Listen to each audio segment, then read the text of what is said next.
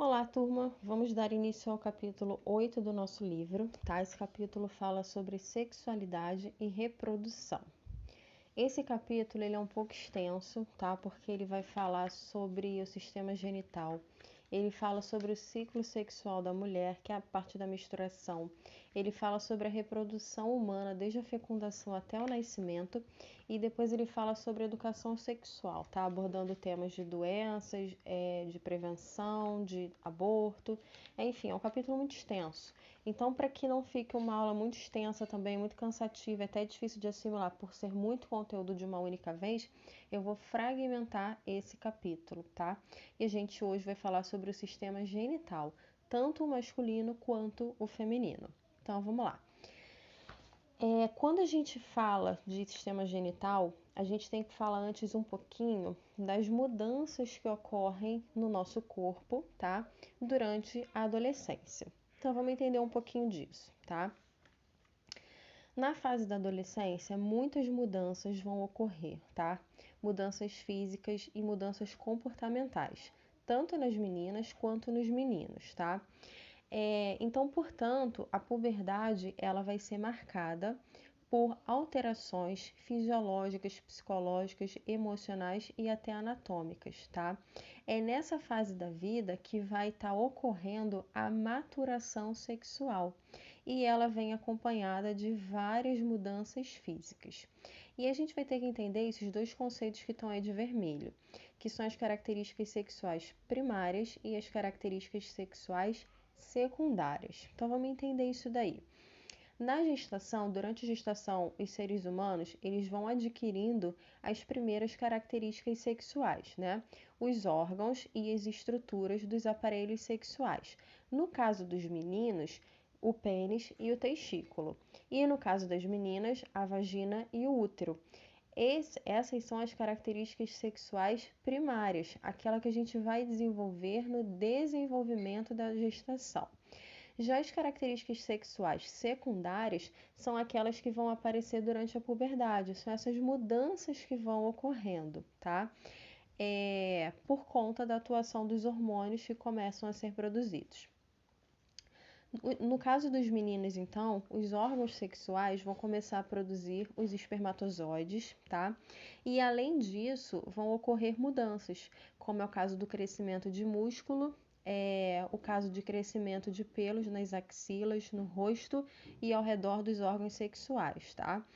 Também ocorre o desenvolvimento dos testículos e do pênis, além da modificação da voz. Já nas meninas vão ocorrer outras mudanças, tá? Que seria o crescimento dos seios, o alargamento dos quadris, o crescimento dos pelos na região genital e também nas axilas, entre outras mudanças, tá? Essas transformações, elas vão ocorrer de forma diferente nos meninos e nas meninas, como eu falei, numa média de idade próxima aos 11 anos. Pode ser depois? Pode. Pode ser antes? Pode. Isso daqui é uma média de idade, isso não é uma regra, tá? E agora, então, a gente vai estar falando do sistema genital masculino. Então, vamos lá. Quando a gente fala do sistema genital masculino, a gente está falando que a função dele é produzir espermatozoides, tá? Que são os gametas masculinos. Durante um processo que a gente chama de espermatogênese, que ocorre lá nos testículos, tá? E agora a gente vai estar falando um pouquinho dos diferentes órgãos que formam o sistema reprodutor masculino ou sistema genital masculino, tá? Então, mais uma vez ressaltando, quando a gente fala do sistema genital masculino, a gente está falando que a participação do homem na reprodução é através da produção desses gametas masculinos, que são os espermatozoides, que são garantidos pelos testículos, tá? Eu vou marcando aqui, porque quando circula, às vezes borra tudo. Então, eu vou marcando o nome e vocês olham pela setinha. Então, a produção de espermatozoide, que a gente chama de espermatogênese, ela é garantida pelos testículos, tá? Cada testículo, ele vai possuir estruturas muito numerosas que nós chamamos de túbulos seminíferos, tá? Nesses túbulos seminíferos ocorrem divisões celulares e as células que são o resultado dali, elas vão estar se diferenciando em espermatozoides, só que eles ainda são imóveis, tá? Eles não têm movimentação. Aí, do túbulo seminífero, os espermatozoides vêm para cá, ó. Desculpa, para cá, pro epidídimo, tá? Ele vem para cá pro epidídimo, aonde eles vão atingir a fase de maturação e eles vão ganhar motilidade, ok? A gente vai falar um pouquinho também da testosterona, tá? A testosterona é um hormônio sexual masculino que é secretado pelas células que ficam entre os túbulos seminíferos e o testículo, tá? A produção de testosterona, ela vai ser estimulada pelo hormônio luteinizante, produzido lá pela hipófise que a gente falou na aula anterior, tá? A testosterona é um hormônio muito importante porque ela é responsável pelo desenvolvimento das características sexuais masculinas que aparecem na puberdade, todas aquelas que eu acabei de falar, tá? Já o hormônio folículo estimulante, que também é produzido pela hipófise, ele promove a espermatogênese, que nada mais é do que a produção de espermatozoide, tá? E aí depois o que acontece? As glândulas seminais, tá? E a próstata, que são glândulas anexas do sistema genital, elas elaboram um líquido seminal que constitui, junto com os espermatozoides, o esperma, tá? Ele vai ser dirigido para a uretra, por meio da qual vai ocorrer a ejaculação, tá? Que a liberação a ejaculação nada mais é do que a liberação do esperma, tá? Que é o líquido seminal junto com os espermatozoides, tá? A produção de espermatozoides, ela, no caso dos homens, tá? A gente vai ver que as mulheres é um pouquinho diferente, mas no caso dos homens, ela pode acontecer desde a puberdade até o final da vida do homem, tá? Então, enquanto o homem tiver vida sexual ativa, ele pode estar produzindo espermatozoides, tá? E aí, o que vai acontecer? Os espermatozoides móveis, né, que eles já ganharam mobilidade, eles chegam até a uretra, passando pelos canais deferentes, tá? E aí, durante os momentos que antecedem, né, que antecedem o ato sexual, o pênis, ele se irriga de sangue e por conta dessa irrigação de sangue que ele recebe, ele se torna ereto. E aí é que vai estar permitindo o ato sexual e a introdução dele na vagina da mulher para que ali seja depositado o esperma, tá? Durante o ato sexual, essas glândulas bulbo-uretrais, elas produzem uma secreção de limpeza e neutralização da uretra. Isso é muito importante, tá? Por quê? Porque o homem, como a gente falou anteriormente, a uretra dele, tá? A uretra tá aqui, ó. É o mesmo canal que passa a urina, também passa o esperma. Então, tem que ter uma secreção de limpeza e neutralização para que os espermas não sejam prejudicados pela acidez da urina, tá? E aí a gente finaliza aqui falando que o ponto alto do ato sexual, ele é chamado de orgasmo, tá? E ele, no caso dos homens, ele coincide com o momento da ejaculação, ok? Agora, a gente vai falar do sistema genital feminino, tá? O sistema genital feminino, tanto no livro quanto aqui na apresentação, repara que ele tem duas imagens, né? Porque ele tem a parte interna e ele tem a parte externa. A gente vai começar falando da parte interna, tá?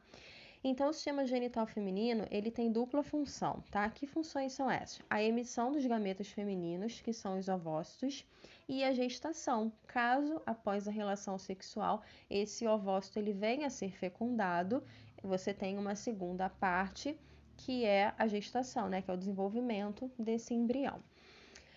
Então, vamos lá. As células que dão origem aos ovócitos vão ser produzidas pelos ovários, tá? Então, repara que tem dois ovários, um aqui e um aqui, certo? Nesses ovários ocorre a maturação dos gametas e são produzidos os hormônios sexuais femininos, o estrógeno e a progesterona. Esses hormônios, eles são importantes porque eles possibilitam o desenvolvimento das características sexuais femininas, tá? A partir da puberdade, mais ou menos aí 11, 12 anos, como a gente falou, até a menopausa, que é mais ou menos até 50 anos, todos os meses, mais ou menos no 14º dia, isso pode variar de mulher para mulher, a gente vai falar, mas aproximadamente no 14º dia, após o primeiro dia da menstruação, um ovócito sai dos ovários, tá? E aí, saindo dos ovários, esse ovócito, ele alcança aqui, ó, a tuba uterina, ok? Onde, eventualmente, ele pode ser fecundado por um espermatozoide. Então, se a mulher tiver relação sexual nesse período, esse ovócito, ele vai ser fecundado, tá? Por que eu falei que aqui próximo até os 50 anos? Porque mais ou menos nessa idade a mulher entra no que a gente chama de menopausa, tá? É um período da vida onde onde a mulher tem uma diminuição do estrógeno e da progesterona e a menstruação dela para de acontecer, tá? Então, sem a menstruação, sem essa liberação do ovócito, ela não vai poder engravidar, tá bom? Por isso que eu falei que é mais ou menos até os 50 anos, porque depois disso, provavelmente a mulher entra na menopausa. E aí, vamos lá. A gente já falou no caso do ovário, a gente falou da tuba uterina, é na tuba uterina que ocorre a fecundação. Muita gente acha que o encontro do espermatozoide e do ovócito ocorre no útero. Não ocorre no útero, ocorre na tuba uterina, ok? E agora a gente vai falar desse órgão aqui que é o útero, tá? O útero é um órgão muito importante porque ele tem a função de guardar o óvulo depois de fecundado e, além disso, ele vai abrigar esse novo ser que está se formando até o momento do parto, tá? Então, é realmente um órgão muito importante para a reprodução. Agora a gente vai falar um pouquinho da vagina, tá? A vagina, que tá aqui, ela é um canal que, se vocês olharem, ela faz a comunicação do útero com o exterior, tá? Dá uma olhada aí, ó, que ela tá comunicando o útero com o exterior, tá? Nas meninas que não tiveram relação sexual, a entrada da vagina ela é parcialmente fechada por uma membrana que recebe o nome de ímen, tá? E o pudendo feminino é a parte externa do sistema genital feminino, tá? E aí, quando a gente fala dessa parte externa do sistema genital feminino, a gente está falando de algumas partes aqui, tá? Repara que aqui nós temos a vagina, tá? Repara que a vagina, no caso das mulheres, ó, tem a vagina e tem a uretra, aquilo que a gente falou. Os homens compartilham a uretra no sistema urinário e no reprodutor, a mulher não. A uretra é para liberação de urina e a vagina é por onde ela vai ter relação sexual ou também por onde vai nascer o bebê num parto normal, tá? A vagina ela fica protegida pelos pequenos e pelos grandes lábios, ok? Também tem aqui na parte externa o clitóris, tá? O clitóris, ele é um órgão pequeno com terminações nervosas, tá? Situado na região anterior dos genitais externos e durante a excitação sexual, esse órgão também se enche de sangue e aumenta de tamanho, ok? Nessa parte aqui também, ainda existe aqui, ó, o períneo, tá? Que nada mais é do que um espaço entre a vagina e o ânus, ok? E agora nós vamos falar do ciclo sexual da mulher, tá? Que nada mais é do que o ciclo menstrual. Então vamos entender aí o que acontece. O ciclo menstrual, propriamente dito, ele vai se iniciar no primeiro dia da menstruação, tá? Então, digamos que a mulher tenha menstruado no dia 1º, tá? Aí, o que vai acontecer? No 14º dia, o folículo ovárico, ele vai expulsar o ovócito, que nós chamamos de ovulação.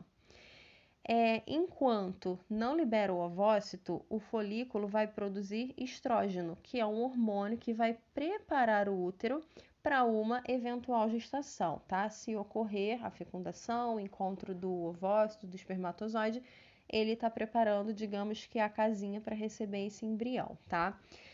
Depois de liberar o ovócito, o folículo ele passa a ser chamado de corpo lúteo, que vai secretar a progesterona.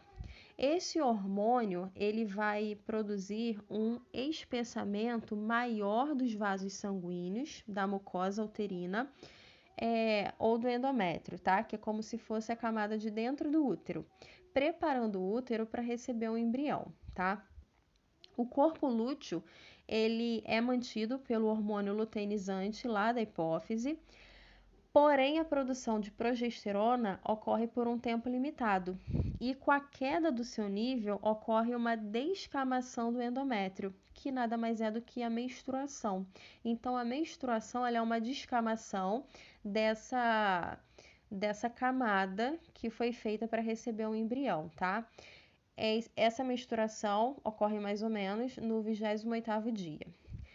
Agora, se ocorrer a fecundação, o embrião ele vai se fixar na parede do útero e não vai acontecer a menstruação. Por isso que, quando ocorre um atraso grande de menstruação, claro que não é 1, 2 dias, né? Mas a mulher está com a menstruação atrasada 2, 3 semanas, claro, pode ser um problema de saúde? Pode, né? Mas também pode estar indicando uma gravidez e um dos indícios da gravidez é justamente o atraso da menstruação. Tendo sido eliminado o ovócito, ele leva cerca de 3 dias para conseguir se deslocar do ovário até o útero, tá? E aí o tempo que o ovócito permanece na tuba uterina, que é justamente onde eu falei para vocês que ocorre a fecundação, é considerado o período fértil da mulher, tá? Então, se ela tiver relações sexuais nesse período, ela pode engravidar, tá? E a gente também tem que levar em consideração que os espermatozoides podem permanecer vivos na tuba uterina por até 3 dias. Então, se uma mulher tivesse relação sexual no 11º dia do ciclo dela, ela poderia engravidar. Porque aqui, ó, 14º dia, tá vendo? 14º dia está aqui, o dia que ela vai ovular, tá?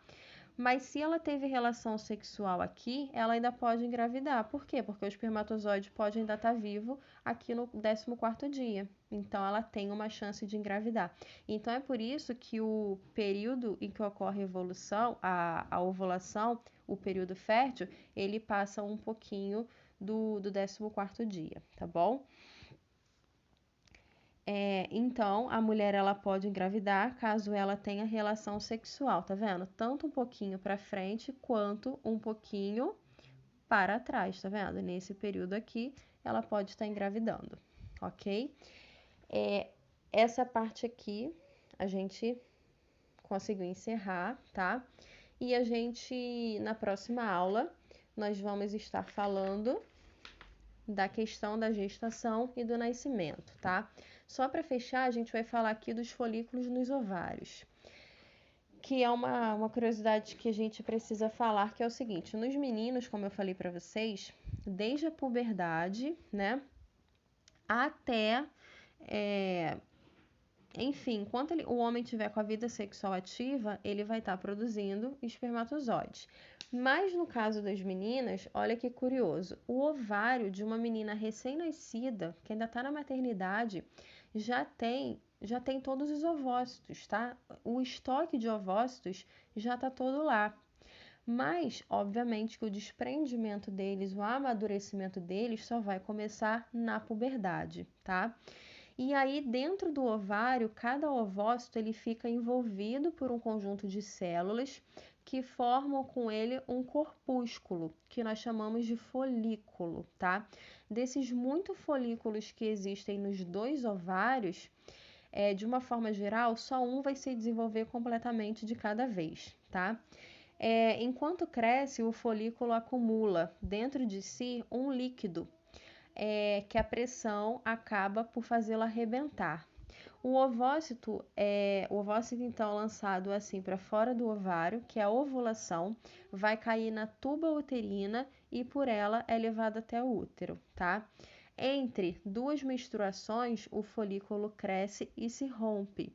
Depois ele forma o corpo lúteo, que produz o hormônio progesterona. E aí, olha que legal, de milhares de ovócitos que são formados, a mulher elimina da puberdade, tá? Que é 11, 12 anos mais ou menos, até a menopausa, que é por volta dos 50 anos, aproximadamente de 300 a 400 ovócitos. Isso durante a vida da mulher. Comparando com o homem, durante uma ejaculação, o homem libera aproximadamente 100 milhões de espermatozoides. Olha a diferença. Por isso que, no caso da mulher, ela tem que liberar menos, por quê? Porque ela já nasce com esse estoque de ovócitos. Já o homem não, é o que a gente falou, ele vai estar produzindo constantemente esses espermatozoides, então eles conseguem liberar em uma quantidade maior, tá bom? A gente agora sim fecha essa parte aqui do livro e aí na próxima aula a gente entra com a questão da reprodução mesmo, desde a fecundação até o nascimento, tá bom? Beijo para todos e até mais.